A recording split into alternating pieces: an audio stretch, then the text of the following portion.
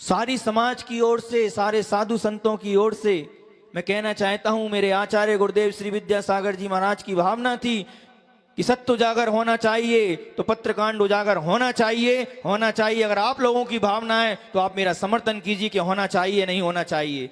अगर आप कह देते हैं नहीं होना चाहिए, माताएं आप लोगों से कहना चाहता हूं, आप अपनी दोनों हाथ खड़े कर कीजिए, पत्र उजागर होना चाहिए, नहीं होना चाहिए। जिनके दो हाथ हैं, पीछे से महिलाओं पुरुषों से बोल रहा हूं, आप आचार्य गुरुदेव श्री विद्यासागर जी महाराज के सही सपूत हैं और आज आचार्य विद्यासागर जी महाराज की सही पुत्रियां हैं, तो पूरी भारत देश की जनता से कहना चाहता हूं, पत्रकांड उजागर होना चाहिए। कोई भी गलत हो, कोई भी सही हो, उसको सजा मिलना चाहिए। अब सजा मिलना चाहिए। रेखा गलत है तो रेखा को सजा मिलना चाहिए। मैं खुद कह रहा हूं, कोई पक्षपात नहीं।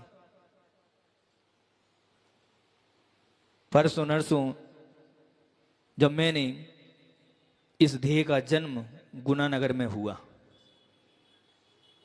परसों नरसों जब रेखा और संजीव भैया के पुतले जलाए गए तो मेरा सिर शर्म से नीचा हो गया।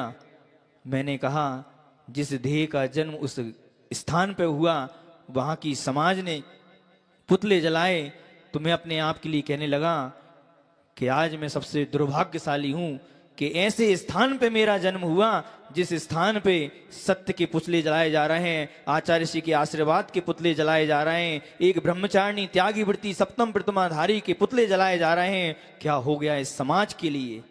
किसी ब्रह्मचारी ब्रह्मचारिणी मुनि की अगर गलती होती है तो आचार्य के कर्तव्य होते हैं उनको प्रायश्चित दे, समाज के कर्तव्य नहीं होती। चप्पलें मार रहे हैं, जूते मार रहे हैं, क्या हो गया? शर्म आ रही थी और मैंने अपने मन में विचार कर लिया था कि ऐसे गांव में मैं कभी भी नहीं जाऊंगा। भले इस ध्येय का जन्म हुआ है लेकिन दीक्षा के बाद आज तक नहीं गया, और जब तक समाधि होगी मैं ऐसे गांव में नहीं जाऊंगा। ये मेरी भावना थी।